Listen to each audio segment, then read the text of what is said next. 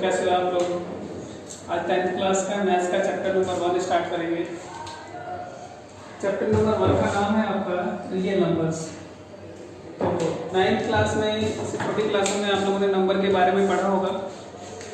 अब हमें यहाँ पढ़ना है रियल नंबर के बारे में। रियल नंबर क्या होता है, देखते हैं रियल नंबर क्या होता है। रियल नंबर का मतलब होता है, रियल नंबर का मीन्स होता है कि इरेशनल नंबर्स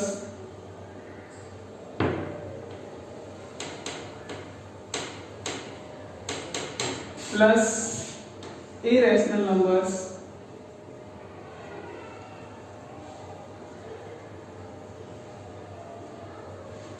रैशनल नंबर्स और इरेशनल नंबर्स को मिला के एक साथ हम रियल नंबर कहते हैं। अब ये रैशनल नंबर क्या होते हैं? रैशनल नंबर्स का मतलब होता है कि जिन नंबर्स को हम p बाई क्यू के फॉर्म में लिख सकते हैं उसे हम रैशनल नंबर कहते हैं।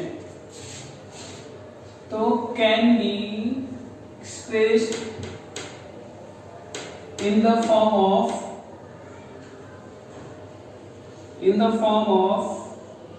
p by q where q is not equal to 0, जहां पर q की वैल्यू 0 नहीं होनी चाहिए, तो वैसे नंबर्स को हम रैशनल नंबर कहते हैं। एग्जांपल देख लीजिए आप, 1 2 3, 0 भी रैशनल नंबर है, 2/5, 6/9, ये सारे नंबर्स जो है रैशनल नंबर्स हैं। इरेशनल नंबर्स क्या होते हैं? जिन नंबर्स को हम p बाई क्यू के फॉर्म में एक्सप्रेस नहीं कर सकते, कैन नॉट बी एक्सप्रेस्ड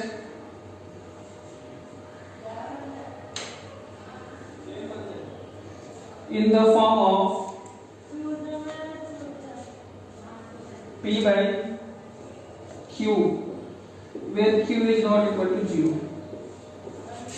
तो जिन नंबर्स को हम p अपॉन क्यू के फॉर्म में नहीं एक्सप्रेस कर सकते हैं उसे इरेशनल नंबर्स कहते हैं, और जिन नंबर्स को हम p अपॉन क्यू के फॉर्म में एक्सप्रेस कर लेते हैं उसे हम रैशनल नंबर्स कहते हैं।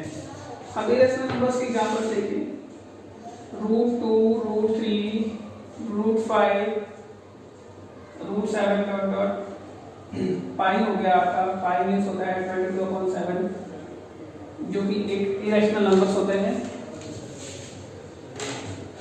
अब इस चैप्टर में हमें पढ़ना है, एक नई चीज पढ़नी है। ये तो था आपके नंबर्स के बारे में जो आप लोगों ने 9th क्लास में पढ़ चुके हो।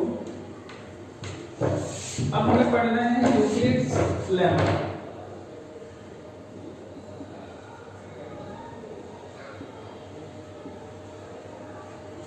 ये हमें पढ़ना है। अब ये यूक्लिड लेमा पढ़ने से पहले हमें ये देखना है कि लेमा का मतलब क्या होता है। लेमा का मतलब होता क्या है, लेमा मीन्स क्या होता है, ये जानना है हमें। तो लेमा का मीन्स होता है कि लेमा का मतलब होता है कि ये ऑलरेडी प्रूव किए हुए स्टेटमेंट होते हैं जो किसी भी दूसरे स्टेटमेंट को, दूसरे प्रॉब्लम्स को प्रूफ करने में ये यूज होते हैं। तो लेमा मीन्स होता है it is a proven statement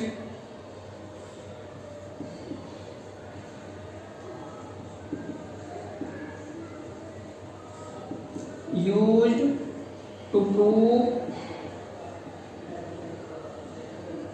another statement or problem। इसका मतलब ये हुआ कि that is lemma does not required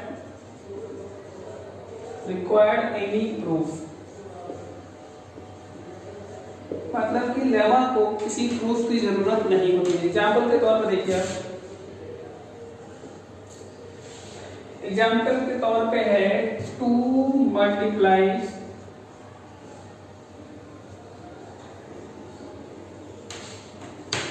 by 4 will be 8। 2 को 4 से मल्टीप्लाई करने पे 8 होगा, मीन्स 2 × 4 = 8 के लिए कोई हमें प्रूफ करने की जरूरत नहीं होती। हम 2 मल्टीप्लाई 4 मीन्स 2 4 जा 8 डायरेक्ट लिख सकते हैं। हमें इसके लिए कोई सॉल्व करने की जरूरत नहीं है, किसी प्रूफ की जरूरत नहीं है, मतलब ये ऑलरेडी प्रूव है। तो अब इसमें हमें पढ़ना है, ये हो गया, हमें यूक्लिड लेमा के बारे में पढ़ना है। अब इसमें यूक्लिड लेमा के बारे में आपको पढ़ना है, इसमें क्या पढ़ना है, Euclid's lemma.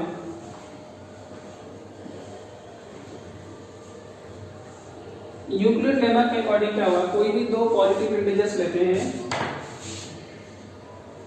Given two positive integers,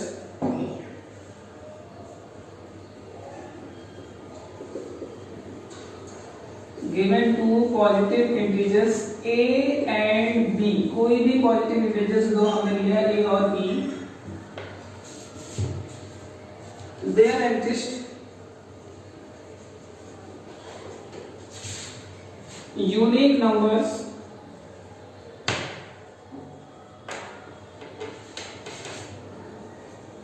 q and r।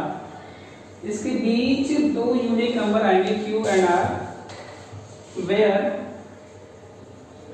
a equal to b q plus r, जिसमें a जो होगा ये रिलेशन होगा, इसमें a और b में, a और b में कोई भी दो नंबर लेंगे जिसके बीच दो यूनिक नंबर्स आएंगे और उनका रिलेशन ये होगा कि a equal to b q plus r. यही आपका यूक्लिड लेमा है, जहाँ पे r की जो वैल्यू होगी, r is greater than equal to 0 less than b, मतलब r की जो वैल्यू होगी 0 से बड़ी होगी और b से छोटी होगी। एग्जाम्पल के तौर पर देखते हैं, हम एक नंबर लेते हैं, हम 5 और 7 दो नंबर ले लेते हैं, दो पॉजिटिव इंटीजर्स हैं ये। हमें क्या करना है कि 7 में 5 से डिवाइड करना है, तो 5 × 5 रिमाइंडर बचेगा हमारा 2। तो इसको लिखेंगे कैसे, इसको लिखेंगे 7 equal to 5 multiply 1 plus 2, that means a equal to b q plus r. तो ये आपका हो गया a, 5 हो गया b और 1 हो गया q और 2 हो गया r। तो यहाँ पर आपके b की वैल्यू यहाँ पे 5 है, b इक्वल टू 5 है, मीन्स r इक्वल टू जो होगा 0 हो सकता है, 1 हो सकता है, 2 हो सकता है, 3 हो सकता है, 4 हो सकता है, बस 5 नहीं हो सकता है, क्योंकि b जो होना चाहिए 5 से छोटा होना चाहिए।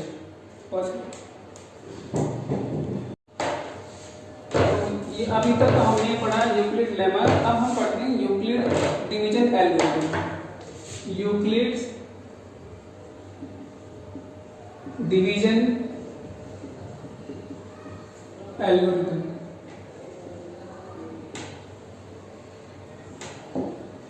यूक्लिड डिवीजन एल्गोरिथम में हमें क्या पढ़ना है, पहले इससे पढ़ने से पहले हमने देखना है कि एल्गोरिथम क्या होता है, एल्गोरिथम का मतलब क्या होता है, इसका मीनिंग क्या होता है।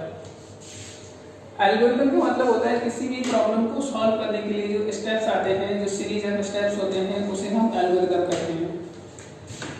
तो एल्गोरिथम का मतलब होता है कि series of statement, series of steps, series of steps used to prove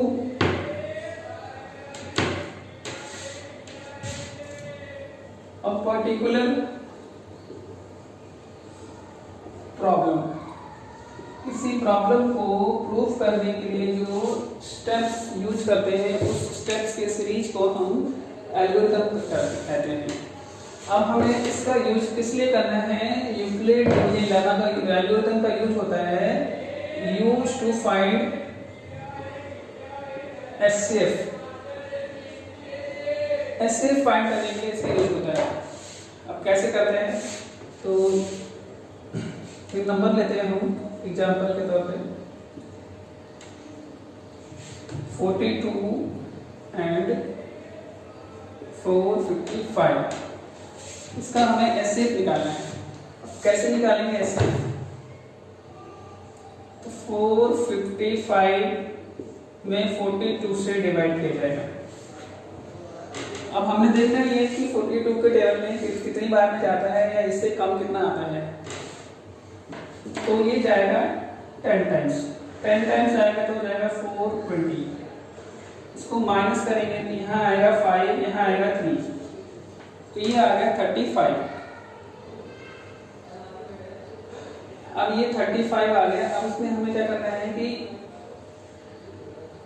42 में 35 से डिवाइड करना है। अभी कितने टाइम से आएगा? 1 टाइम।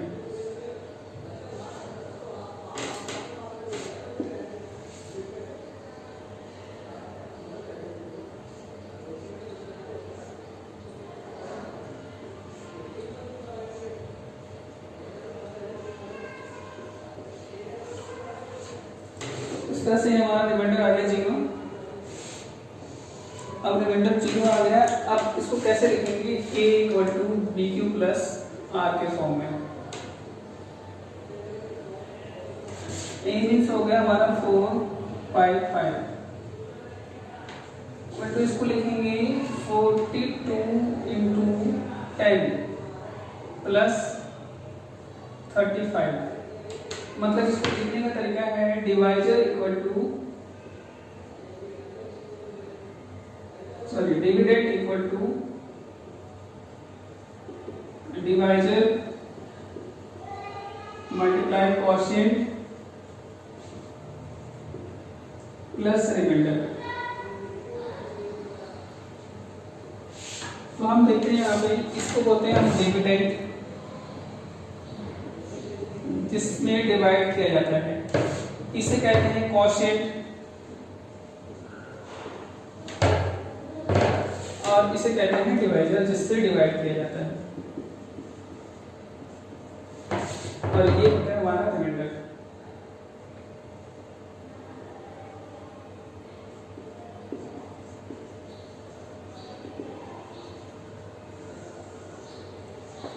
एचसीएफ निकालने के लिए हमें तब तक डिवाइड करना होता है जब तक रिमाइंडर 0 ना आ जाए। जब रिमाइंडर 0 आ जाए, when remainder becomes 0,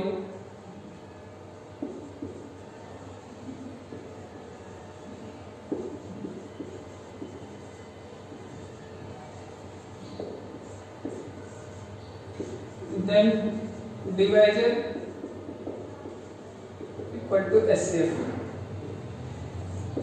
जब रिमाइंडर 0 हो जाएगा तो डिवाइजर जो होगा वो क्या हो जाएगा? हमारा HCF होगा।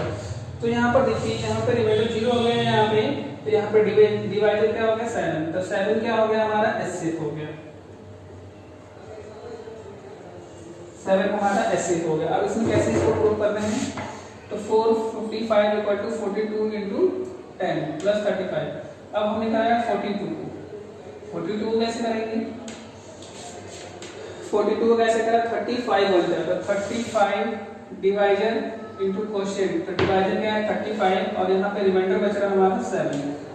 अब की बारे में हमें करना है 35 को। तो 35 = आएगा 7 × 5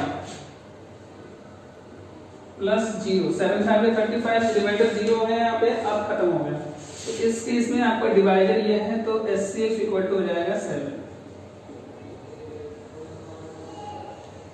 इस तरह से हम ये यूज करते हैं, हम यूनिट डिवीजन लेमा का उपयोग करते हैं हम HCF को फाइंड करने के लिए। अब आगे और क्वेश्चंस करते हैं।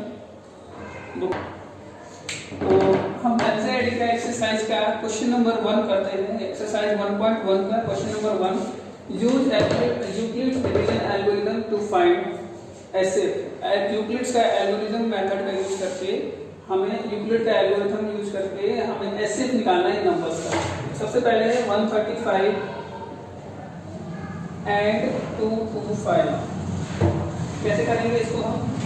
यूक्लिड लेमा के अकॉर्डिंग क्या होता है?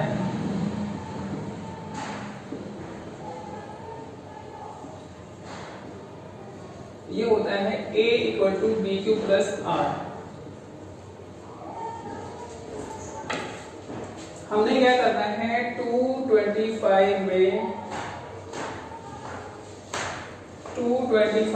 डिवाइड करना है 135 से। कितने टाइम्स में जाएगा ये देखते हैं। ये 1 टाइम्स जाएगा, 1 टाइम में क्या आएगा 135, माइनस करेंगे जब हम इसको तो आएगा 0, और यहाँ 12 में से 3 गया तो 90, 1 से 0 गया। तो यहाँ पे पहला स्टेप देखते हैं, 135 इक्वल टू हो गया आपका, सॉरी 225 इक्वल टू हो गया 135 इंटू 1, और रिमाइंडर क्या आया हमारा 90। तो ये तो था आपका पहला स्टेप। फिर दूसरे में क्या आया है, अब हमने डिवाइड करना है इसको 135 में 90 से। तो ये कितने बार में जाएगा, 1 टाइम्स में ही जाएगा। तो 135 में 90 को माइनस करेंगे तो आ जाएगा 5 और ये 4, 45। तो अगला स्टेप आपको मिल जाएगा 135 इक्वल टू होगा 90 इंटू 1 प्लस 45। फिर 45 को 90 में डिवाइड करना है, तो ये 2 जा 45 2 जा 90, तो रिमाइंडर हमारा 0 आ गया। तो इस केस में आपका 90 इक्वल टू हुआ 45 इंटू 2 प्लस 0।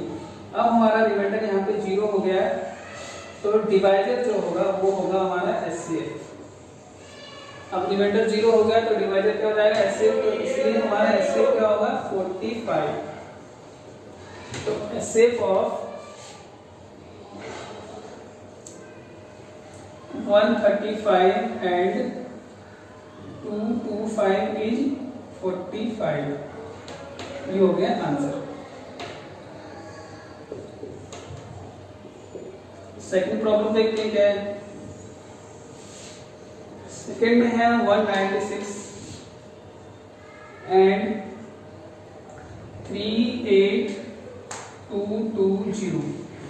ये थोड़ा बड़ा नंबर है, इसको डिवाइड कैसे करते हैं एचसीएफ के फॉर्म में। तो पहले 196, अब यहाँ पे 38220, इसको टुकड़ों में तोड़ करेंगे, छोटे छोटे में करेंगे। एक बार हमें पता नहीं है कि पूरे में कितना आएगा कितना नहीं आएगा, इतना बड़ा टेबल भी नहीं पढ़ना है, तो पहले देखते हैं कितनी बार में जाता है। 196 को 2 से मल्टीप्लाई करेंगे तो 382 से ज्यादा आ जाएगा, इसलिए 1 बार में जाता है। तो 196 इसको इसमें से माइनस करेंगे, जब माइनस करेंगे तो कितना आएगा 6 आएगा, यहाँ 7 बच गया, 7 में से 9 गया तो 8, 2 में से 1 गया तो 1, 186। अब यहाँ पे आ गया आपका 2, अब यहाँ पे आ गया 2,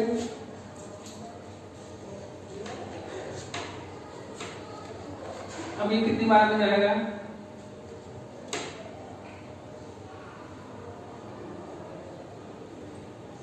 196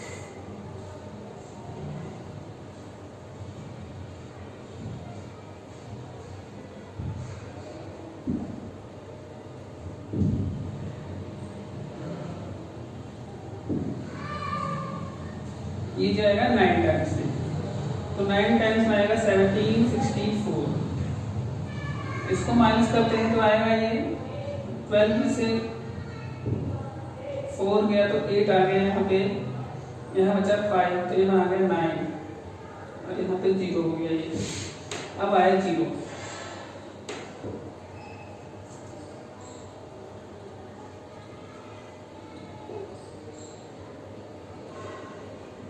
अब ये जाएगा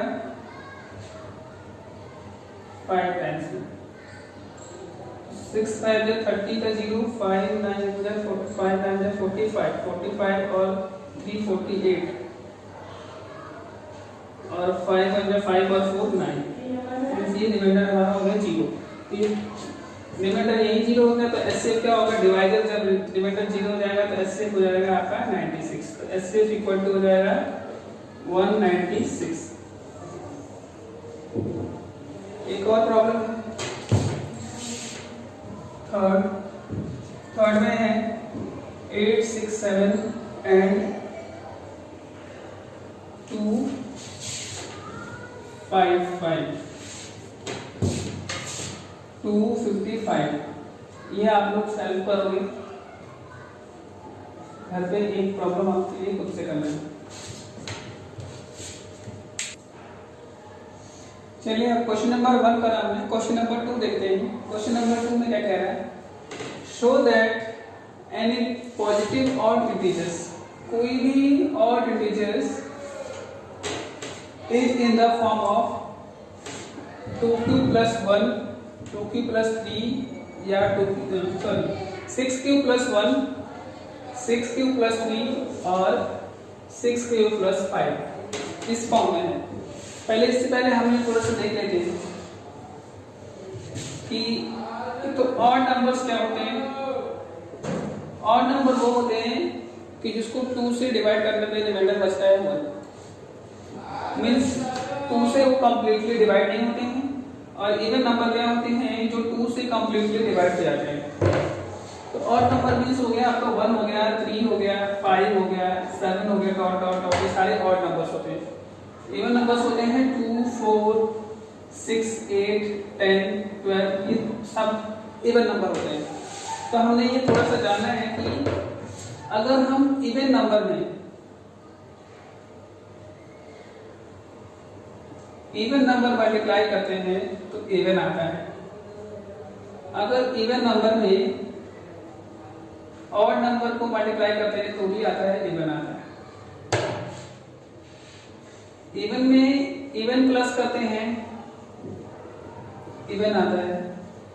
और इवन में ऑड प्लस करते हैं तो आता है हमारा ऑड। ये ध्यान देना।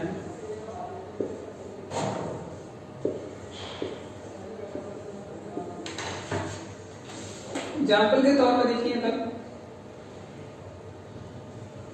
2 में किसी भी, मान लीजिए 2 में हम 2 से मल्टीप्लाई करते हैं तो 4 आता है, 2 में 3 से मल्टीप्लाई करते हैं तो 4 आता है, 6 आता है, 2 plus 2 हमारा 4 आता है, और 2 plus 3 जो होता है हमारा 5 आता है। तो इवन को इवन से मल्टीप्लाई किया, इवन आया। इवन को ऑड से मल्टीप्लाई किया तो भी इवन आया। इवन में इवन प्लस किया तो भी इवन आया, लेकिन इवन में ऑड प्लस किया तो और आया।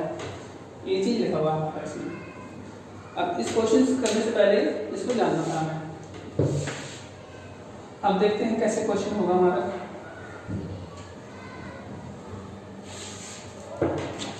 तो इसमें लिखा हुआ है, show that any positive odd integer, कोई भी पॉजिटिव ऑड इंटीजर्स जो होंगे इस फॉर्म में होंगे, 6q plus 1, 6q plus 3 और 6q plus 5 के फॉर्म में होंगे। कैसे होंगे अब देखते हैं। लेट क्या करते हैं,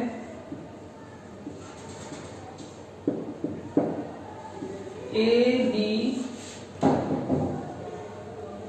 अ पॉजिटिव ऑड इंटीजर, ए कोई पॉजिटिव ऑड इंटीजर है। ए इक्वल टू हमारा क्या हो जाएगा, 6q plus A equal to होता है bq प्लस r। ये यूक्लिड लेमा से मेरा r is greater than equal to 0 और लेस देन b। ये है यूक्लिड का लेमा।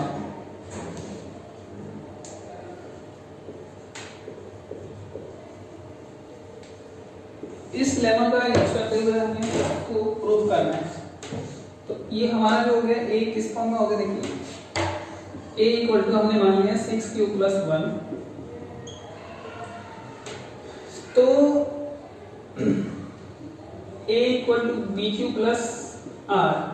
तो हमारा जो b आ गया 6 आ गया। जो b हमारा 6 आ गया, तो r की वैल्यू क्या क्या हो सकती है। तो r जो होगा हमारा 0 हो सकता है, 1 हो सकता है, 2 हो सकता है, 3 हो सकता है, 4 हो सकता है और 5 हो सकता है। 6 नहीं होगा क्योंकि r की जो वैल्यू है 0 से बड़ा होगा, 0 या 0 से बड़ा और b से छोटा। तो b की वैल्यू जो हमारा है 6 है और b की वैल्यू 6 है, तो r की वैल्यू 0, 1, 2, 3, 4, 5 तक होगी, 6 नहीं होगा। अब देखते हैं कैसे करना है। केस 1,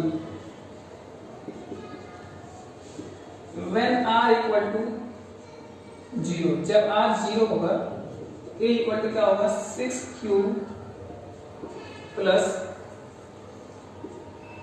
0। 6 प्लस 0 का मतलब हुआ a इक्वल टू हमारा हो गया 6 ये हो गया हमारा 6 इसका थोड़ा सा और तोड़ते हैं तो 2 मल्टीप्लाई 3 ये इसको ऐसे कर देते हैं। इससे पहले मैंने बताया था कि 6 एक इवन नंबर है और इवन में किसी भी नंबर से हम मल्टीप्लाई करते हैं तो रिजल्ट हमारा इवन ही आता है। मतलब अगर r की वैल्यू 0 होगी तो नंबर जो आएगा हमारा इवन आएगा। केस 2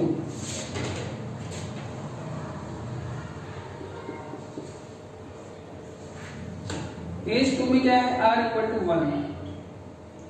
जब r इक्वल टू 1 है तो ये हो जाएगा 6 प्लस 1 ये आएगा हमारा ऑड। अब ये 6 एक इवन नंबर है लेकिन इवन में ऑड प्लस करेंगे तो ऑड आएगा। अभी पहले बताया था कि इवन नंबर में ऑड नंबर प्लस करने पे ऑड ही आता है। अब केस थर्ड देखिए r इक्वल टू 2 तो a इक्वल टू आएगा 6 प्लस 2। ये इवन में इवन प्लस किया हुआ अगर इसको थोड़ा और सिंपल करेंगे तो हो जाएगा 3 प्लस 1। तो इवन मल्टीप्लाई समथिंग मींस कुछ भी हो इवन में कुछ भी मल्टीप्लाई किया जाए तो वो इवन ही आता है। तो ये जब r की वैल्यू इवन है तो a की वैल्यू इवन आएगी और r की वैल्यू ऑड है तो r की वैल्यू ऑड आएगी। केस 3 में देखते हैं हम r इक्वल टू 3। जब r इक्वल टू 3 होगा तो a इक्वल टू होगा 6 प्लस 3। ये क्या हो जाएगा हमारा ये हो जाएगा हमारा ऑड क्योंकि ये इवन है और इवन में ऑड जोड़ेंगे तो ऑड ही आएगा। अब केस 4 r इक्वल टू हमारा हो जाएगा 4 तो a हो जाएगा हमारा 6 प्लस 4 मीन्स ये भी क्या हो जाएगा इवन। और केस 5 में देखते हैं r इक्वल टू 5 तो a इक्वल टू हो जाएगा हमारा 6 प्लस 5। इससे ये प्रूफ हुआ कि जब r की वैल्यू ऑड होगा तो ये ऑड आएगा।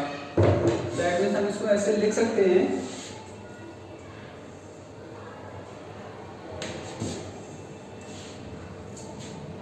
कि any positive integers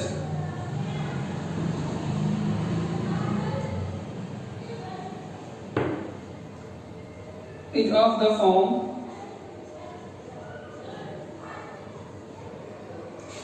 6q plus 1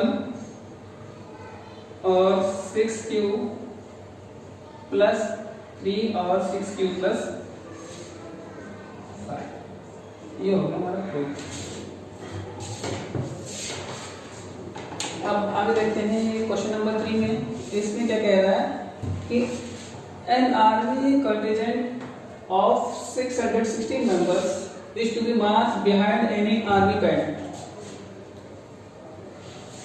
of 32 members। मतलब कि 616 मेंबर्स को 32 मेंबर्स के पीछे मार्च करना है परेड करना है। अब कैसे करना है the two groups are to be marched in the same number of columns। मतलब कि दोनों का नंबर ऑफ कॉलम्स सेम होना चाहिए। What is the maximum number of columns. यहाँ पूछा गया है मैक्सिमम। मैक्सिमम का मतलब हुआ हमें एचसीएफ निकालना है इसमें। अगर मिनिमम होता तो एलसीएम निकालना होता तो हमें इन दोनों का एचसीएफ निकाल देना होगा। तो 606 एंड 32 एचसीएफ निकालना है। 616 और 32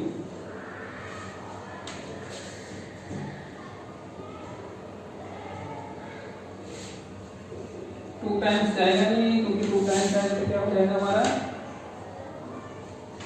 64 हो जाएगा। तो यहाँ 1 टाइम जाएगा यहाँ पे तो हो जाएगा 32 और यहाँ पे 11 में से 2 गया तो 9 और यहाँ बचा 5 में से 2 गया तो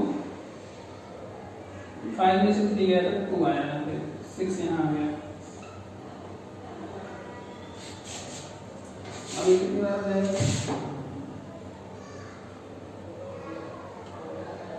ये 9 टाइम्स है।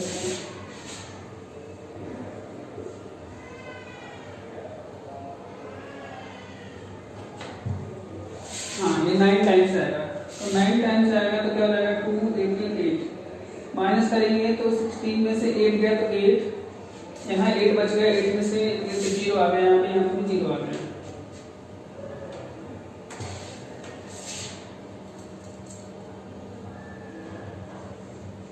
अब 32 को करते हैं,